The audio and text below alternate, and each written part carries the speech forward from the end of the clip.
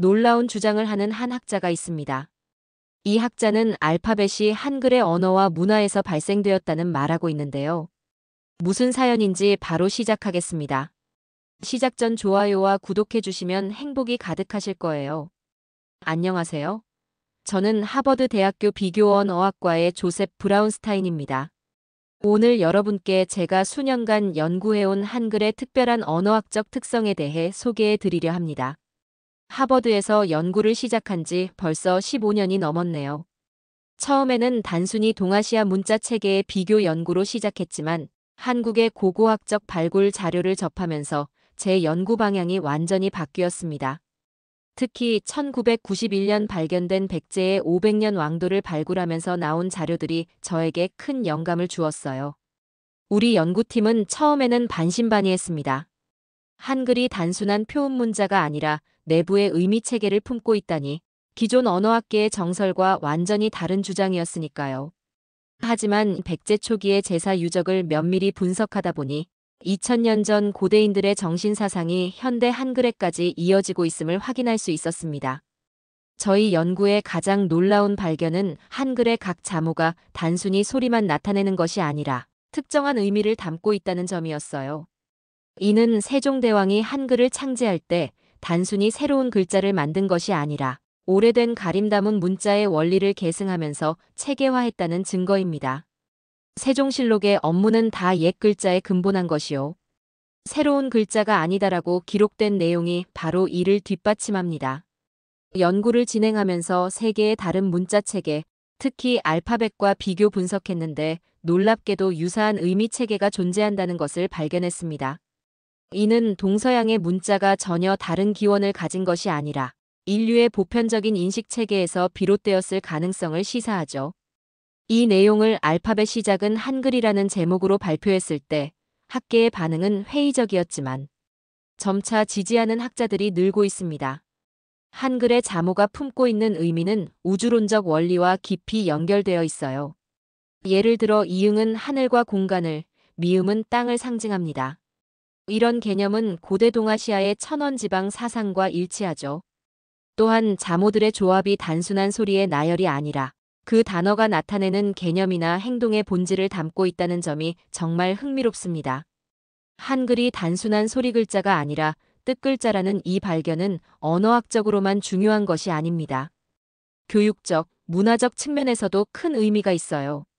특히 청각장애인들에게는 혁명적인 변화를 가져올 수 있습니다. 소리를 듣지 못하는 이들도 자모의 의미를 이해함으로써 한글을 더 쉽게 배울 수 있기 때문이죠. 우리 하버드 연구팀이 가장 먼저 주목한 것은 한글의 자모가 실제로 고대 가림 담은 문자의 의미적 속성을 물려받았다는 점이었어요. 이 발견은 단순한 가설이 아니라 고대 문헌과 고고학적 증거를 바탕으로 한 실증적 연구 결과입니다. 특히 발굴 과정에서 발견된 의뢰용 도구들에 새겨진 기호들이 현대 한글의 원형으로 추정되는 요소들을 포함하고 있었죠. 가장 단순하면서도 명확한 예로 비읍을 들 수 있습니다. 이 자음은 형태적으로도 물건을 담는 그릇이나 용기의 모양을 본떠 만들어졌어요. 그래서 비읍의 기본 의미는 담다 또는 둘러싸다입니다. 이와 달리 아는 수평선에서 위로 올라가는 모양을 하고 있는데 이는 나아가다 또는 전진하다라는 의미를 담고 있습니다. 이러한 기본 의미 요소들이 결합하여 단어를 형성할 때 그 단어의 본질적 의미가 드러납니다. 가장 기본적인 예로 밥이라는 단어를 분석해 볼까요? 밥은 비읍 담다. 아와 비읍의 조합으로 쌀을 그릇에 담아서 첫 번째. 비읍 조리한 후 그것이 입으로 나아가 다시 우리 몸에 담기는 두 번째 비읍 과정을 표현합니다. 즉, 두 번 담기는 과정을 거치는 음식이라는 의미가 밥이라는 단어 속에 이미 내재되어 있는 것입니다. 이런 분석 방식이 단순한 우연의 일치가 아님을 증명하기 위해 우리 연구팀은 수천 개의 한국어 단어를 같은 방식으로 분석했습니다. 놀랍게도 대부분의 기본 단어들이 이러한 의미론적 구조를 따르고 있었습니다. 예를 들어 물은 미음 땅 우 내려오다. 리을 통하다의 조합으로 하늘에서 땅으로 내려와 통하는 것, 즉 순환하는 자연의 요소를 의미합니다. 붓이라는 단어도 흥미로운 예입니다. 비읍 담다 우 내려오다 시옷 오르내림의 조합으로 먹물을 담아서 내려놓고 종이 위에서 오르내리며 움직이는 도구를 나타내죠. 이런 분석은 단어의 형성이 단순한 소리의 조합이 아니라 그 대상의 본질적 특성이나 행동을 표현하는 방식으로 이루어졌음을 보여줍니다. 한글의 이러한 특성은 문자의 창제 원리와도 밀접하게 연관되어 있어요. 세종대왕이 훈민정음을 창제할 때 단순히 소리를 표기하는 효율적인 방법을 찾는 데 그치지 않고 우주론적 원리와 조화를 이루는 체계를 구축하고자 했습니다. 자음은 오행의 원리에 따라 발음 기관의 모양을 본떠 만들었고, 모음은 천지인 삼재의 원리를 반영했죠. 이러한 원리는 단순한 문자 체계를 넘어 한국인의 사고방식과 문화적 특성에도 깊은 영향을 미쳤습니다. 언어가 사고를 형성한다는 사피어 워프 가설에 비추어 볼 때 한글의 의미론적 구조는 한국인의 세계관과 인식체계에 독특한 특성을 부여했을 가능성이 높습니다. 특히 주목할 만한 점은 한글의 자모가 대부분 동사적 의미를 가진다는 것입니다. 이는 정적인 상태보다 변화와 움직임을 중시하는 동아시아적 세계관을 반영합니다. 서양 문자가 주로 명사적, 상태적 의미를 강조하는 것과는 대조적이죠. 제가 한국어를 연구하면서 가장 매력적으로 느꼈던 부분은 다른 언어로는 쉽게 번역되지 않는 독특한 감정 표현들이었어요. 특히 정이라는 개념은 영어나 다른 서양 언어로 완벽하게 옮기기 힘든 독특한 감정 개념입니다. 실제로 많은 외국인들이 한국어를 배울 때 정이라는 단어가 자신의 모국어로는 번역이 안 된다고 말하더군요. 세계에서 오직 한국어에만 존재하는 개념이라 할 수 있습니다. 우리 연구팀은 이 정이라는 단어가 가진 의미론적 구조를 분석해봤습니다. 정은 한글 표기로 지읒, 이응의 조합인데요. 각 자모의 의미를 살펴보면 지읒 저장하다, 만나다, 이응 공감 마음으로 해석할 수 있습니다. 즉, 마음에 저장된 만남이라는 뜻이 됩니다. 이는 정의 본질을 정확히 포착하고 있어요. 마음에 저장된 것이 없으면 정이 생길 수 없다는 점, 그리고 그것이 미운 정이든 고운 정이든 모두 마음에 저장된 감정이라는 점을 명확히 설명해 주니까요. 한국어 사전에는 정을 오랫동안 지내오면서 생기는 사랑하는 마음이나 친근한 마음, 느끼어 일어나는 마음, 마음을 이루는 두 가지 요소 중에 하나 등으로 정의하고 있습니다. 하지만 이러한 정의만으로는 미운 정이라는 표현을 충분히 설명하기 어렵습니다. 미운 것도 마음에 저장되면 정이 된다는 관점에서 보면 한글의 의미론적 구조가 이 개념을 더 정확히 포착하고 있다고 볼 수 있겠죠. 정과 비슷하지만 구별되는 개념으로 사랑이 있습니다. 사랑은 한글로 분석하면 시옷상승하강 나아감. 리을 통하다 나아감 이응 마음으로 생각이 통하면서 나아가는 마음을 의미합니다. 즉, 정이 저장된 감정이라면 사랑은 소통하는 감정인 것이죠. 정이 없으면 사랑도 없다는 말은 마음에 저장된 것이 없으면 소통할 수도 없다는 의미로 이해할 수 있습니다. 영어의 러브도 재미있게도 비슷한 의미 구조를 가지고 있어요. 엘몸에서 솟아나 오마음 비 내리고 오름 이 펼치다로 분석할 수 있는데, 이는 몸에서 솟아나는 마음을 움직여 이행하는 것으로 해석됩니다. 이처럼 한글과 알파벳 모두 비슷한 개념적 기초를 공유하고 있다는 점이 흥미롭습니다. 또 다른 감정 관련 단어로 친절이 있습니다. 친절은 치읓 흐름 이가지다, 니은 몸에서 솟아남. 지읒 저장 만나다 리을 통하다로 분석됩니다. 이는 흐름이 몸에서 솟아나서 저장된 것과 만나서 통하는 것을 의미하죠. 즉, 몸에서 우러나는 것과 평소에 저장된 것이 만나는 행동입니다. 이것이 바로 진정한 친절의 본질을 설명하는 것이지요. 이런 감정 표현들은 단순한 언어적 현상을 넘어 한국 문화의 핵심을 이루는 요소입니다. 한국인들이 인간관계를 맺고 유지하는 방식, 공동체 의식, 정서적 교류 패턴 등이 모두 이러한 언어적 특성과 연결되어 있습니다. 특히 정을 중심으로 한 인간관계의 형성은 한국 사회의 고유한 특성으로 다른 문화권에서는 찾아보기 힘든 현상이죠. 우리 연구팀은 이러한 감정 표현들이 단순한 문화적 차이를 넘어 언어 구조 자체에 내재된 의미론적 특성에서 비롯된다고 보고 있습니다. 다시 말해 한글의 의미론적 구조가 한국인의 독특한 정서 체계와 깊이 연관되어 있다는 것이죠. 한글과 서양의 알파벳 문자 체계를 비교, 분석하여 이 두 문자 체계 사이에 존재하는 놀라운 연관성에 대해 알게 되었습니다. 제가 처음 이 연구를 시작했을 때만 해도 한글과 알파벳은 전혀 다른 기원과 원리를 가진 문자 체계라고 생각했어요. 대부분의 언어학자들도 그렇게 믿고 있었죠. 한글은 15세기에 의도적으로 창제된 과학적 문자이고 알파벳은 페니키아 문자에서 그리스를 거쳐 로마로 전해진 역사적 진화 과정을 거친 문자 체계라는 것이 정설이었으니까요. 하지만 고고학적 발견과 고대 문헌 연구를 통해 저는 이 두 문자 체계가 생각보다 훨씬 깊은 연관성을 가지고 있다는 사실을 발견했습니다. 특히 알파벳도 한글과 마찬가지로 뜻글자로서의 특성을 가지고 있다는 점이 가장 큰 발견이었습니다. 처음에는 많은 언어학자들이 회의적인 반응을 보였어요. 하지만 알파벳의 명칭과 발음이 한국어의 언어 체계와 일치하며 알파벳의 창제 원리에도 음양오행과 삼신사상이 포함되어 있다는 증거들을 하나씩 제시하면서 점차 지지하는 학자들이 늘어났습니다.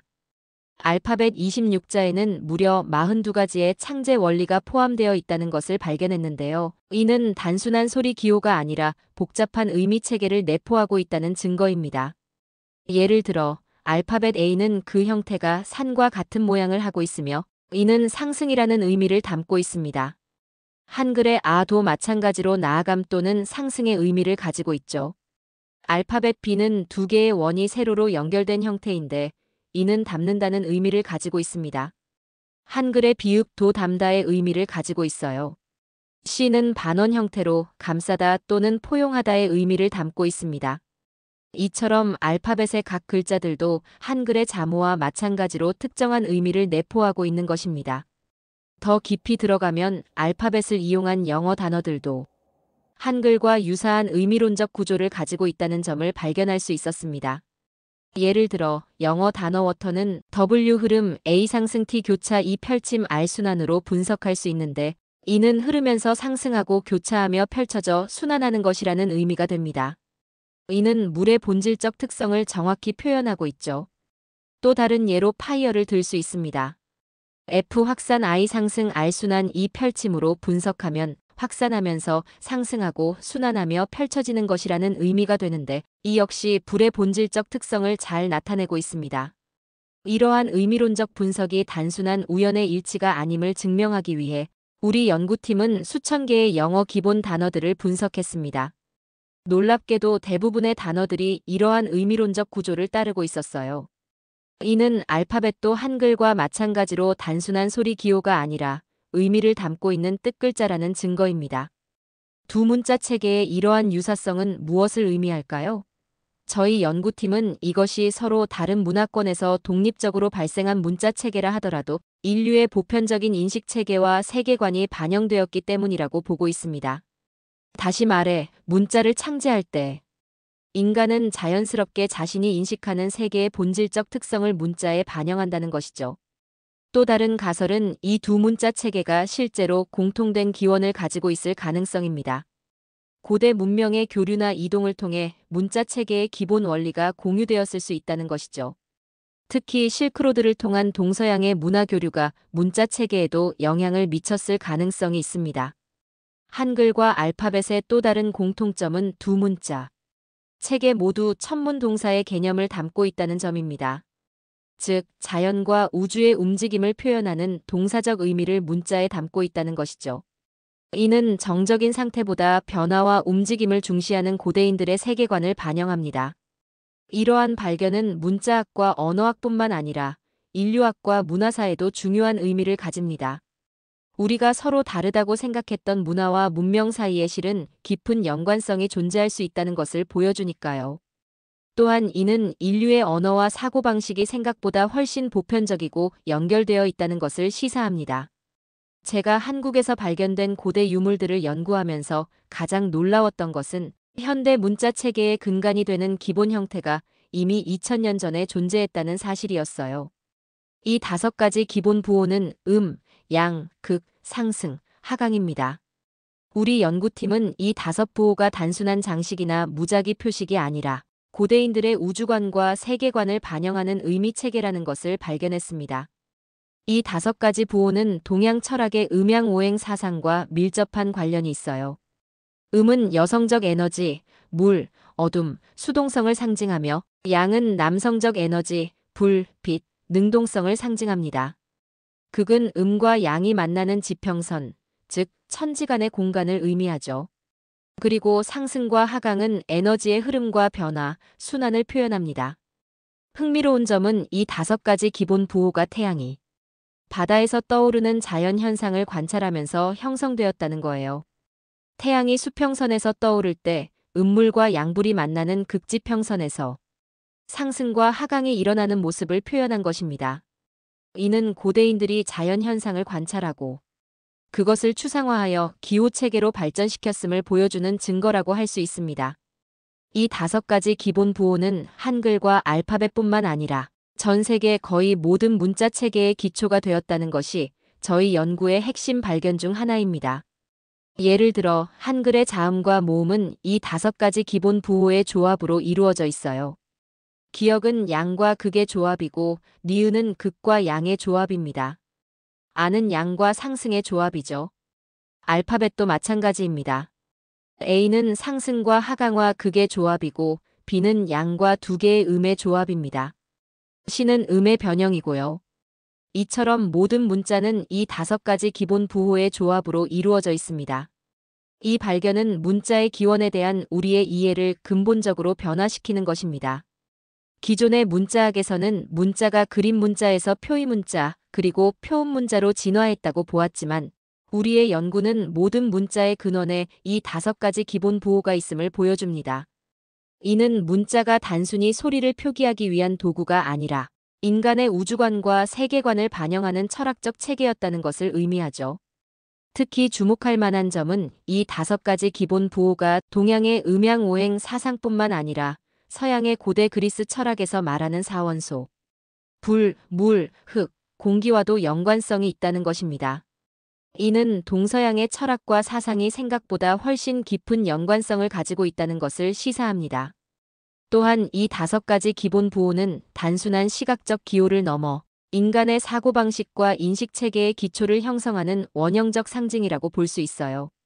융의 심리학에서 말하는 집단무의식의 원형과도 연결되는 개념이죠. 이는 인류가 공유하는 보편적 상징 체계가 존재한다는 것을 의미합니다. 실제로 우리는 이 5가지 기본 부호가 세계 각지의 고대 유적과 문화재에서 발견된다는 것을 확인했습니다.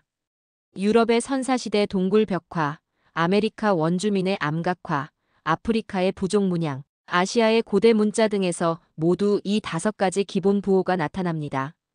이는 전 세계 인류가 공통된 인식체계를 가지고 있었다는 증거로 볼 수 있습니다. 이러한 발견은 문자학과 언어학의 범위를 넘어 인류학, 고고학, 심리학, 철학 등 다양한 학문 분야에 영향을 미칩니다. 우리가 서로 다르다고 생각했던 문화와 문명 사이에 실은 깊은 연관성이 존재한다는 것을 보여주니까요. 또한 이 연구 결과는 문자 교육에도 혁신적인 접근 방식을 제시합니다.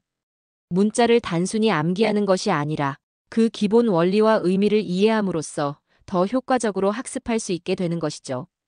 특히 농아인들에게는 소리가 아닌 의미를 통해 문자를 배울 수 있는 길이 열립니다. 5가지 오행 부호의 의미를 알고 한글의 24자 자모나 알파벳 26자의 의미만 이해하면 문자를 빠르게 배울 수 있다는 것이 우리 연구팀의 실험을 통해 입증되었습니다. 제가 한국어를 연구하면서 특히 흥미롭게 느꼈던 것은 가족 관련 용어들이 담고 있는 깊은 의미입니다. 이 용어들은 단순히 가족 구성원을 지칭하는 것을 넘어 한국 사회의 관계 구조와 문화적 가치를 반영하고 있어요. 대표적인 예로 아들과 딸을 들 수 있습니다. 아들은 한글 분석으로 이응 공간 아 나아가다, 디귿 연결 의 펼치다, 리을 통하다로 해석됩니다. 즉, 공간에 나아가 연결을 펼치고 통하는 존재라는 의미를 가지고 있습니다. 이는 전통적으로 아들이 외부 세계와 소통하며 가문을 잇는 역할을 했던 한국 사회의 가치관을 반영합니다. 반면 딸은 쌍디귿 많은 연결 아 나아가다, 리을 통하다로 분석됩니다. 많은 연결을 나아가 통하게 하는 존재라는 뜻인데, 이는 딸이 시집을 가서 두 가문을 연결하는 역할을 했던 전통적 관념을 담고 있습니다. 딸린이라는 표현이나 넝쿨식물인 딸기의 이름에도 이러한 연결의 개념이 내포되어 있죠. 또 다른 흥미로운 예는 어머니와 아버지입니다. 어머니는 이응 공간 어 만나다 미음 땅, 만나다 니은 솟아남 이가지다로 해석됩니다. 공간에서 땅을 만나고 솟아나는 것을 가진 존재라는 뜻으로 생명을 잉태하고 양육하는 어머니의 본질을 표현합니다. 아버지는 나아가다, 비읍 담다, 만나다, 지읒 저장하다, 이가지다로 해석되어 나아가 담고 만나 저장하는 것을 가진 존재라는 의미가 됩니다. 이는 가족을 위해 바깥 세상에 나가 일하고 가정을 보호하고 부양하는 아버지의 전통적 역할을 반영합니다. 이러한 가족 용어의 의미론적 분석은 단순한 언어적 현상을 넘어 한국 사회의 가족 구조와 젠더 역할에 대한 깊은 통찰을 제공합니다. 특히 주목할 점은 이러한 용어들이 단순히 사회적 관습을 반영하는 것이 아니라 언어 자체에 그 문화적 가치와 세계관이 내재되어 있다는 것입니다. 또한 겉보기에 비슷해 보이는 단어들 사이에 존재하는 미묘하지만 중요한 의미 차이였어요. 이러한 차이는 단순한 언어적 현상을 넘어 한국 문화의 깊은 영적 차원을 반영하고 있습니다. 대표적인 예로 매와 회초리의 차이를 들 수 있습니다. 두 단어 모두 훈육을 위한 도구를 지칭하지만 그 의미론적 구조는 완전히 다릅니다. 매는 한글 분석으로 미음 땅의 힘으로 해석됩니다. 즉, 땅에서 자라난 힘이라는 의미로 단순히 물리적인 도구를 지칭합니다. 대표적인 예로 매와 회초리의 차이를 들 수 있습니다. 두 단어 모두 훈육을 위한 도구를 지칭하지만 그 의미론적 구조는 완전히 다릅니다. 매는 한글 분석으로 미음 땅의 힘으로 해석됩니다.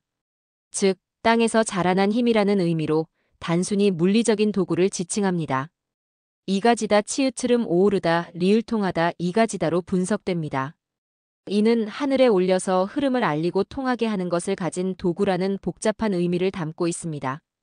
다시 말해 회초리는 단순한 체벌 도구가 아니라 잘못을 하늘에 알리고 용서를 구하는 영적 매개체로서의 역할을 하는 것입니다. 이러한 차이는 한국 문화에서 훈육이 단순한 징벌이 아니라 영적 차원의 교정 과정으로 인식되었음을 보여줍니다. 회초리로 훈육할 때는 감정적인 체벌이 아니라 하늘과의 소통을 통한 영적 교정이 목적이었던 것이죠. 이는 한국 전통 문화의 깊은 지혜를 반영합니다. 또 다른 흥미로운 예는 배라는 단어입니다. 한국어에서 배는 신체 부위, 교통수단, 과일 등 여러 다른 대상을 지칭하는데 이들이 모두 같은 단어를 사용하는 이유는 그 의미론적 구조가 동일하기 때문입니다. 사람의 배는 에너지와 생명력이 담겨 있는 곳이고 물 위의 배는 부력이라는 힘이 담겨 있으며 과일인 배도 영양과 생명력이 담겨 있습니다. 수학적 개념인 한 배, 두 배도 마찬가지로 담겨진 힘의 배수를 의미합니다. 이러한 의미론적 일치는 우연이 아닙니다. 한국어의 단어 형성 과정에는 세계를 인식하고 개념화하는 독특한 방식이 반영되어 있는 것이죠. 특히 자연과 우주의 원리를 인간, 생활과 밀접하게 연결시키는 한국 문화의 특성이 언어에 그대로 드러나고 있습니다. 한글의 이러한 의미론적 구조는 단순한 언어학적 현상을 넘어 한국 문화의 핵심 가치와 세계관을 이해하는 중요한 열쇠가 됩니다. 특히 영적 차원과 물리적 차원을 통합적으로 인식하는 한국 문화의 특성이 언어에 깊이 뿌리내리고 있음을 보여줍니다. 제가 20년 넘게 세계의 다양한 문자 체계를 연구해왔지만 한글만큼 과학적이고 체계적이며 동시에 철학적 깊이를 갖춘 문자는 없었습니다. 한글은 단순히 효율적인 표기 체계를 넘어 우주와 인간, 자연의 원리를 담아낸 총체적 지식 체계라고 할 수 있어요. 한글의 가장 주목할 만한 우수성은 그 과학적 체계성입니다. 자음은 발음 기관의 모양을, 모음은 천지인의 철학적 원리를 시각적으로 표현하고 있죠. 이러한 형상성은 학습자가 문자의 모양만 보고도 그 발음 방법을 직관적으로 이해할 수 있게 해줍니다. 이는 로마자나 한자와 같은 다른 문자 체계에서는 찾아볼 수 없는 한글만의 독보적인 특징입니다. 더불어 한글은 표음성과 표의성을 동시에 갖춘 유일한 문자 체계라고 할 수 있습니다. 겉으로는 소리를 표기하는 표음 문자처럼 보이지만 내부에는 깊은 의미 체계를 담고 있어 표의 문자의 장점도 함께 가지고 있습니다. 이는 언어학적으로 보면 거의 완벽한 문자 체계라고 할 수 있죠. 세종대왕이 훈민정음을 창제한 목적이 백성을 가르치는 바른 소리였던 것처럼 한글은 모든 사람이 쉽게 배우고 사용할 수 있도록 설계되었습니다. 실제로 한글은 아침에 배우면 저녁에는 글을 읽을 수 있다고 할 정도로 습득이 용이한 문자 체계입니다. 특히 한글이 뜻글자라는 우리의 발견은 청각장애인 교육에 혁명적인 변화를 가져올 수 있습니다. 청각장애인은 소리를 들을 수 없기 때문에 표음 문자를 배우는데 큰 어려움을 겪습니다. 하지만 한글이 각 자모의 의미를 담고 있다는 것을 이해하면 소리가 아닌 의미로 문자를 배울 수 있게 됩니다. 우리 연구팀의 실험 결과 청각장애인들은 오행부호의 의미와 한글 자모, 24자의 기본 의미만 배우면 스스로 한글을 익히고 활용할 수 있었습니다. 하루 2시간씩 4일만 교육받으면 기본 원리를 이해하고 이후에는 독학으로 문자 능력을 향상시킬 수 있었죠. 이는 한글의 체계성과 논리성이 얼마나 뛰어난지를 보여주는 증거입니다. 더 나아가 한글의 의미론적 이해는 외국인의 한국어 학습에도 획기적인 도움을 줄 수 있습니다. 단순히 발음을 암기하는 것이 아니라 한글 자모의 의미를 이해함으로써 단어의 본질적 의미를 파악할 수 있게 되니까요. 이는 한국어 어휘의 습득과 이해를 더욱 깊고 효과적으로 만들어줍니다. 한글의 우수성은 단순히 기술적 측면에만 있는 것이 아닙니다. 한글은 인류 문자의 역사에서 유일하게 창제 원리와 과정이 명확히 기록된 문자입니다. 세종대왕과 지편전 학자들은 훈민정음 해례본을 통해 한글의 창제 원리를 상세히 설명했습니다. 이는 인류 지성사에서 유례없는 업적이라고 할 수 있습니다. 또한 한글은 단순한 의사소통 도구를 넘어 한국인의 사고방식과 세계관을 형성하는 데 깊은 영향을 미쳤습니다. 한글의 의미론적 구조는 자연과 우주, 인간의 조화로운 관계를 중시하는 한국 문화의 핵심 가치를 반영하고 있기 때문입니다. 디지털 시대에도 한글의 우수성은 계속해서 빛을 발하고 있습니다. 한글은 그 체계적인 구조 덕분에 컴퓨터 처리와 디지털 변환에 매우 적합한 문자 체계입니다.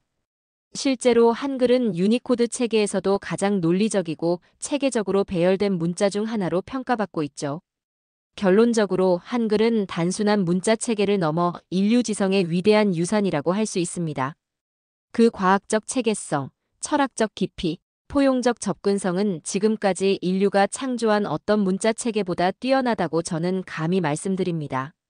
한글에 담긴 지혜와 원리는 앞으로도 계속해서 인류의 언어와 문화 발전에 중요한 통찰을 제공할 것입니다. 오늘 사연은 여기까지입니다. 교수님의 사연을 들어보니 한글의 우수함이 더 느껴집니다. 긴 사연 시청해주셔서 감사합니다.